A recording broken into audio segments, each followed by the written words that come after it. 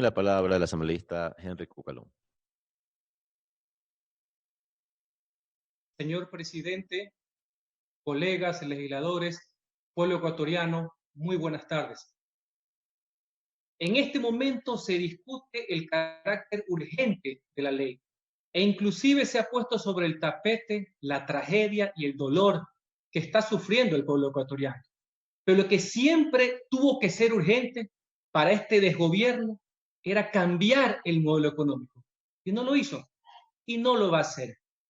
Ahora, en el colmo de la audacia, un conocido vasallo, llavero de turno, cuyas prácticas ladinas en la ley de crecimiento económico y de simplicidad tributaria son harto conocidos, pretende dar cátedra tachando de supuestos discursos populistas cuando balbucea que esta ley va a servir para aterrizar recursos, cuando en realidad es para quitar recursos.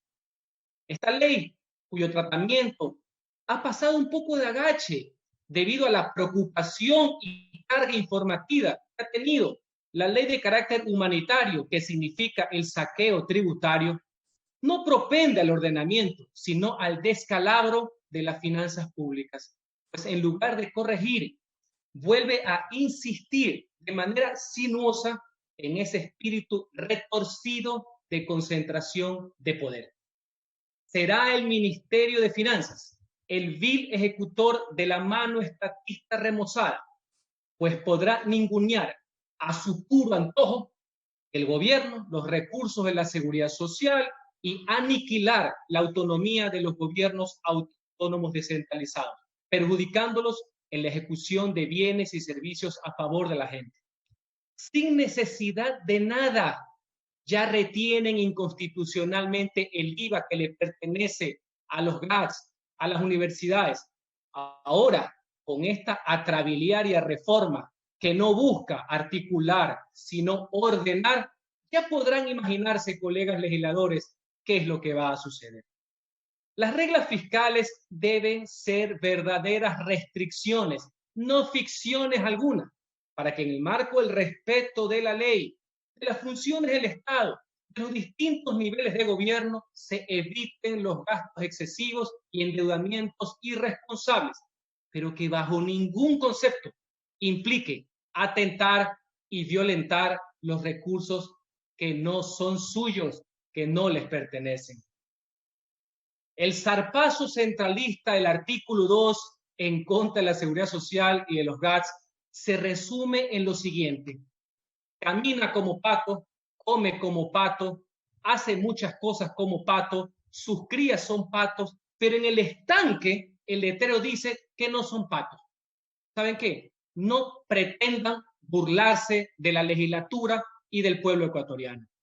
En noviembre del año pasado, cuando quisieron aprobar ese mamotreto mal llamado de crecimiento económico, ya vinieron con esa misma trafacía de meterle la mano a la seguridad social, queriendo considerarlas como parte de los organismos gubernamentales. En esa ocasión, el presidente de la República, en un acto castrense, pidió disculpas públicas. Dijo que se trataba de un error de redacción y de concepción gramatical y constitucional, y lo retiró, lo cual fue correcto, antes que nosotros procedáramos a archivarlo. Ahora vuelven a insistir en lo mismo, por lo que, parafraseando los estilos gubernamentales, no queda otra que decir que parece que aquí dos errores sí quieren hacer un acierto. No solo eso, los mismos de la charlotada de noviembre, que no entienden nada y dicen supuestamente todo, mienten cuando dicen que para el segundo debate se ha arreglado tal disposición, lo cual es absolutamente falso. Ya estuvo aquí el día de ayer el ministro de Defensa en representación de las Fuerzas Armadas y del ISFA, señalando justamente que los recursos de la seguridad social son de los afiliados y no son del gobierno. ¿Qué tan mala será esta reforma legal que hasta los propios ministros del régimen y los militares llamados a ser obedientes no deliberantes y subordinados tienen que venir acá, al seno del Parlamento, para defenderse de las tropelías que se pretenden hacer. Hay que dejar claro que la metida de mano está intacta, pues las entidades de la seguridad social, según este malhadado artículo 2, siguen perteneciendo al sector público no financiero. Pero después, a manera de burla y chiste, se dice que se deberá respetar las autonomías.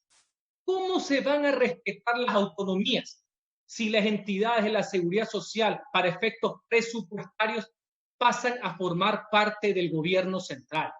Señores, la autonomía no basta con declararla, hay que ejercerla, hay que practicarla. Y esta inconstitucionalidad, dicha hasta por el presidente de la República, por esta clasificación, va a ser un claro impedimento para aquello. En lo que respecta a los GATS, la clasificación del artículo 2 sigue siendo tan siniestra como antes, considerándolo como parte del Estado o del gobierno central. Seguimos con la eterna confusión de que el Estado y el gobierno no son lo mismo. ¿Qué parte es la que no terminan de entender? Pero ahora van más allá. También se incluye ahí a la Asamblea Nacional, a la función de transparencia, a la judicial y a la electoral. Es decir, para efectos presupuestarios, con esta ley, el ministro de Finanzas, es decir, el delegado de los grupos de poder, de presión, de los lobistas y cachiporrero de los tenedores, se autoproclama para sí mismo jefe de todas las funciones del Estado. En el artículo 15, ya que también hay que señalar otros aspectos técnicos, que vino pésimamente mal redactado y que la mayoría de la comisión no le dio la gana de corregir, ahora lo han dejado peor que antes. Tal como estaba escrito, se entendía que dentro de la programación fiscal del sector público no financiero, consolidada, y la programación fiscal del sector público, será el ente rector de las finanzas públicas el responsable de la elaboración, en base a la información financiera plurianual y anual que cada nivel de gobierno debe entregar, y en sujeción a los límites, metas y objetivos fiscales determinados en el capítulo de las reglas fiscales. Ahora cambiaron la redacción, confusa e inentendible, por, cito, señor presidente, con su venia, deberán elaborar y remitir la programación institucional al ente rector de las finanzas públicas conforme se establezca en la normativa técnica correspondiente.